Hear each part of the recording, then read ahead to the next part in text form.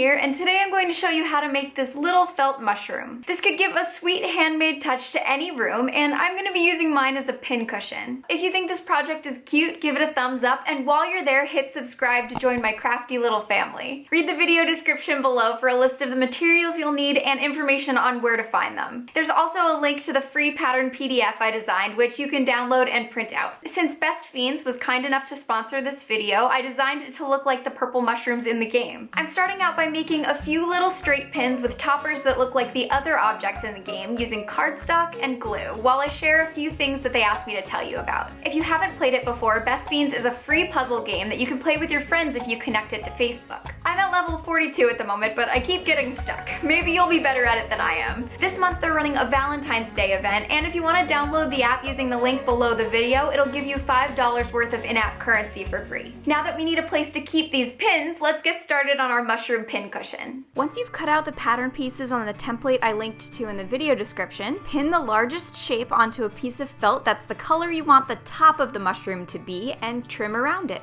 Follow these steps for the rest of the pieces in white felt, and the quantity is marked on the pattern. So for example, you'll need 2 of this trapezoid shape for the stem. Also, trace around the smaller circle on a spare piece of thin cardboard, which you'll need later to keep the mushroom stable. Starting off with your mushroom top, we're going to fold it along those cuts into the middle and sew them together in order to make it round and 3-dimensional. So flatten the piece like this along the first cut and stick a pin through both layers so it'll stay put. We'll be sewing up the open edges right here using whip stitch. Take a piece of thread that matches your felt, thread it onto a sewing needle, and tie a knot at the end. Then start your needle up through the corner between the 2 layers of felt so your knot will be hidden on the inside. Loop your needle around the side, push it into the bottom layer right across from your knot, and as you're pushing it through, angle it diagonally to the side of your first stitch so it'll come out where you want the next stitch to start. Pull it tight and repeat that stitch all along the open edge. If you haven't used whip stitch before, I'll link to my more detailed sewing lesson for it in the video description below. But it basically just makes these little lines all along the edge, and it works really well for a project like this. Once you reach the end of that line, remove the pin and push your needle down through the felt so you can tie it off on the underside.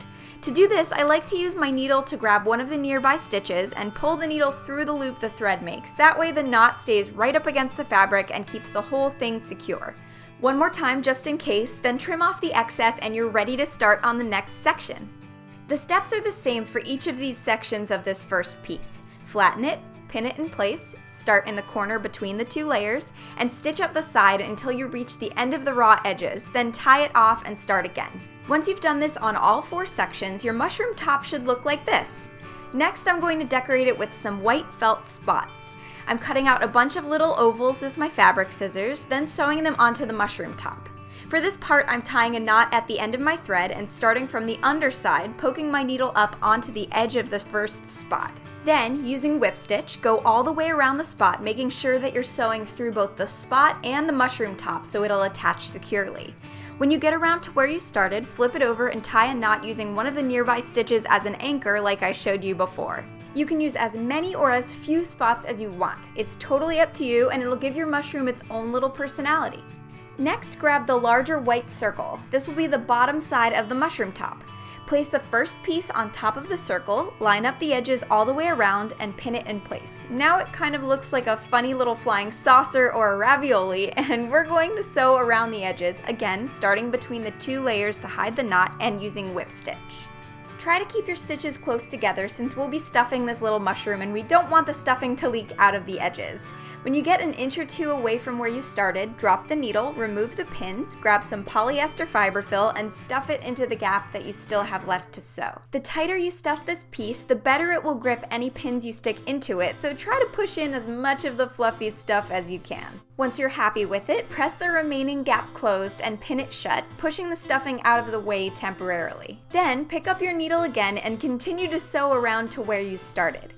This time, to secure it, I just grabbed onto the stitch where we started and tied 2 little knots onto that. Then, to hide the end of the thread, push the needle into the plush right where the knot was and back out an inch or 2 away. That way, when you tug on the thread and snip it, it disappears inside the shape. Yay!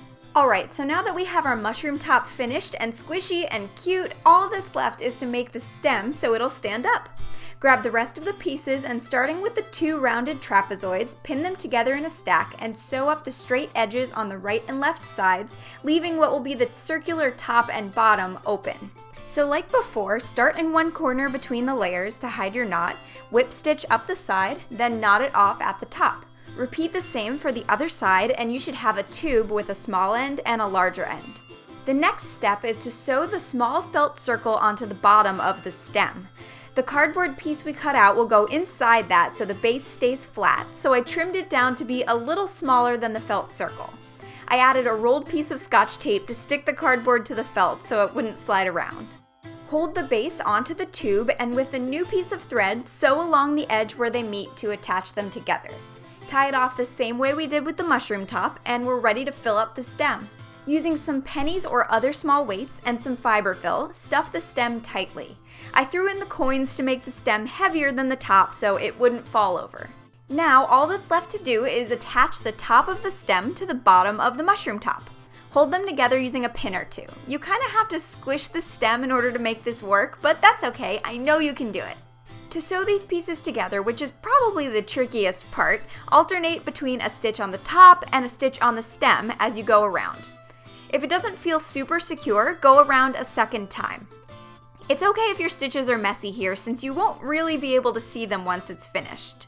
Pull the pins out as you go so they don't get in the way, hide a double knot in there when you're happy with it, push the needle through to hide your excess, and trim the extra thread to finish up your adorable little mushroom pincushion. And now the moment of truth. Yes, mine stands up. Good news. I was hoping that would happen. If yours doesn't, you could take those last stitches apart and add in a few more pennies for extra stability. Stand this little guy up on your desk and you can either leave it like this or use it to hold sewing pins like I am. You can make it any color you want, make a bunch of them, and have fun with it.